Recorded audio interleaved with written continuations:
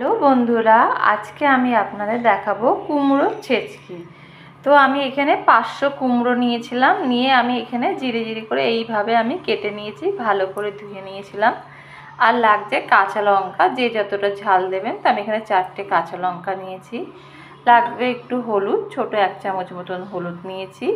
একটা শুকনো লঙ্কা নিয়েছি, আর কালো জিরে নিয়েছি অল্প একটুখানি। লাগবে স্বাদ মতন নুন, স্বাদ মতন একটু মিষ্টি, আর সর্ষের তেল। তাহলে সবার প্রথমে আমি এদিকে গ্যাসটা অন করে কড়াইটা বসিয়ে দিয়েছি। কড়াইটা গরম হয়ে গেলে আমি এখানে সর্ষের তেল দিয়ে দেব।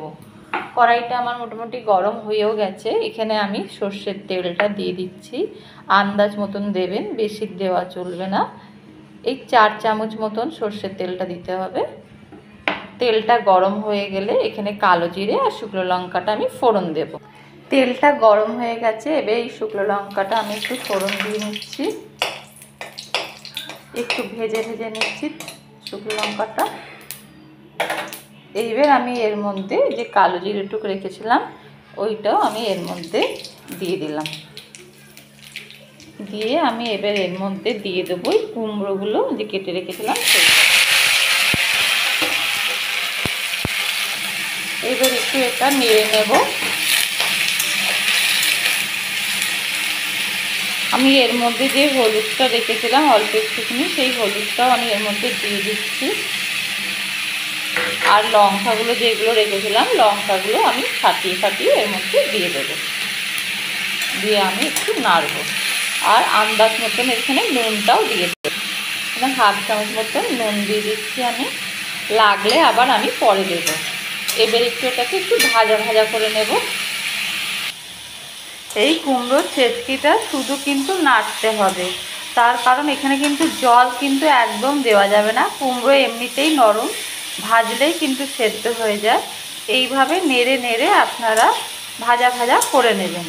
আমি তো এইটা নিরামিষ তরকারি হিসাবে বানাচ্ছি। যদি আপনারা এখানে একটু রসুন ফোড়ন দিয়েও করতে চান তাহলে রসুন দিয়েও করতে পারেন। যখন আমি এই তেলটা দিয়েছিলাম, তেলের পরে শুকনো লঙ্কার কালো জিরে দিয়েছিলাম, তারপরেই আপনারা রসুনটা দিয়ে দেবেন। এই 3-4 কোয়া, যদি বড় কোয়া থাকে 2 কোয়া, ছোট কোয়া থাকে তাহলে 4 কোয়া মতন রসুন থেতো করে ওই তেলের মধ্যে একটু দিয়ে নাড়াচাড়া করে কুমড়োগুলো দিয়ে যেরকম করে রাঁধছি সেই হিসাবেই আপনারা করবেন। এটা তো আমি একটু নিরামিষ বানালাম, সেই জন্য এখানে আমি রসুনটা কিন্তু দিইনি। দেখুন এরকম করে ভাজতে ভাজতে কিন্তু একদম ভাজা হয়ে গেছে। এইবার আমি এর মধ্যে একটু আন্দাজ মতন মিষ্টি দিয়ে দেব। যে যতটা মিষ্টি খান সেই হিসাবেই মিষ্টিটা দেবেন। আমি এই চামচের 1/2 মতন মিষ্টি দিয়ে একটু নাড়াচাড়া করে আমি নামিয়ে নেব। রুটি হোক, পরোটা হোক বা শুকনো ভাতের সাথে মেখেও কিন্তু এই ছেচকিটা কিন্তু ভালো লাগে খেতে। এটা একদম নিরামিষ বানালাম, আপনারা যেরকম চাইবেন সেই হিসাবে আপনারা বানাবেন। রসুন দিয়েও যদি বানান কিন্তু খেতে কিন্তু খুব ভালো হয়। আমার কিন্তু রান্নাটা পুরোপুরি তৈরি। এবার আমি এটাকে নামিয়ে ফেলব।